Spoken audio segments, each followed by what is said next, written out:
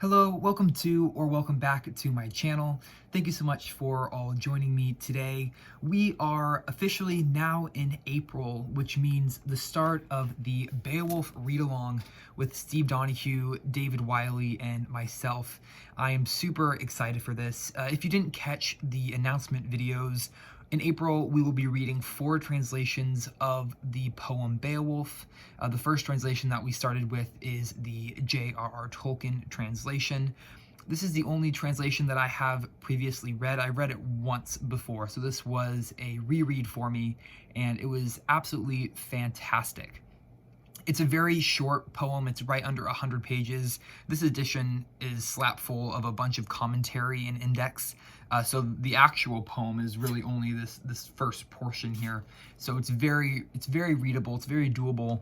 So that's why we thought we would do 4 translations throughout the month. It sort of adds up to the length of a typical novel if we were to have just done a one-off read-along. And reading the multiple translations, I think, will give a lot of interesting insights and sort of perspective to the poem as well, instead of just reading one translation. So this week was the Tolkien translation. So because this is the only translation I have read so far, I don't have anything to compare it to. So I really don't have any thoughts or insights about the translation itself, because it's the only one that I have read. So I thought that instead I would just do a quick sort of rundown of the basic story as it is presented by Tolkien in this translation.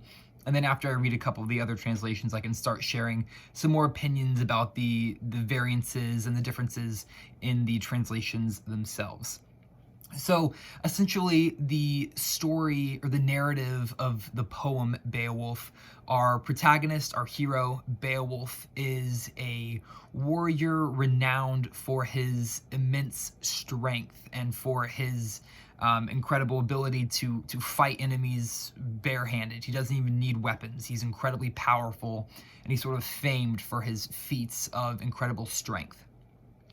He is a warrior from the land of the Geats, from Geatland, and he hears tell of a monster, Grendel, that is terrorizing warriors in Denmark at the Hall of Heorot, which is sort of a drinking hall that was built by King Hrothgar of the Danes. And no one in Denmark is able to defeat Grendel, and this monster is terrorizing warriors and soldiers nightly at this great hall of Heorot. And so Beowulf basically enlists himself and a band of warriors to go to Denmark to offer up their services to King Hrothgar to basically propose that they go out and kill Grendel, because Beowulf is the only one who would be capable of pulling off such a feat of incredible bravery and strength. King Hrothgar agrees, lets Beowulf, into Heorot, into Denmark, to then fight Grendel, which Beowulf does, and he succeeds in slaying the monster. He rips off the arm and mounts the arm up on the wall and kills Grendel, and it's this very action-packed, sort of gore-packed passage of this fight between Beowulf and Grendel. Grendel is slayed. King Hrothgar bestows large amounts of gifts and praise upon Beowulf, and there is drinking and festivals that go on for days and nights at a time, celebrating Beowulf and the incredible feat that he pulled off in slaying Grendel. And it's very festive, and there's all these drinking feasts that go on.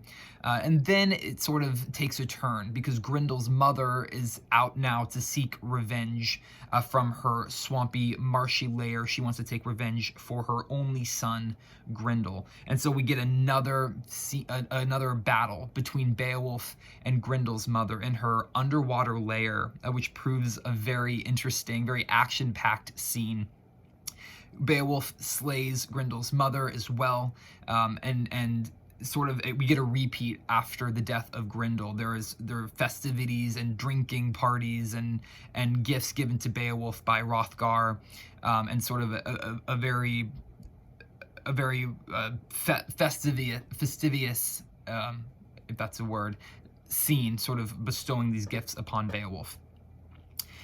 Then we get a portion of the poem sort of laying out what happens over the next 50 years. Beowulf becomes king of Geatland, and he reigns as sovereign of his country for 50 years, sort of bringing wealth and prosperity to the country and to his kingdom, rather. And then it is heard tell that there is a dragon in an underground lair beneath his kingdom, sort of protecting a treasure, but then also terrorizing and killing those who wander into its lair. And so Beowulf decides to set out to slay sort of his final enemy, to slay this final dragon, or to slay his final enemy, a dragon, in this lair underneath his kingdom. And so he goes with one of his servants, and he enters into the lair, and he has this final battle with this dragon. And Beowulf, at this point, he's aging, he's old, but he is still incredibly strong, and he still is able to fight almost barehanded at this point. And so he fights with this dragon. He ends up killing the dragon, but not before the dragon bites him with its venomous fangs. And so Beowulf is slain in the process of slaying this dragon. Beowulf dies, and the poem ends with a scene depicting this ginormous funeral pyre that is set up to send off Beowulf into the next world with a very, very Norse, Viking, a Nordic funeral, the funeral pyre, where you pile it with weapons and treasure to send off your king or your chief to the next world. And that's actually how the poem opens as well. We open with a funeral pyre scene, which is quite interesting. So we have sort of that similarity with the opening and the closing of the poem of a great warrior, a great hero passing, which I thought was a really interesting sort of flow to the narrative.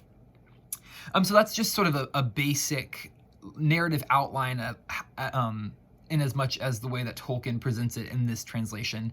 And I'm very excited to read the other 3 translations too, so then we can start comparing the differences in the translations. This is the only version that I have read, so I don't really know what the differences are going to be. I'm curious to see if the length changes at all, if any of the other translations are either longer or shorter, if we get a little bit more detail on certain areas of the narrative, or just sort of how the different translators handle the source material. I think it's going to be really fascinating to see.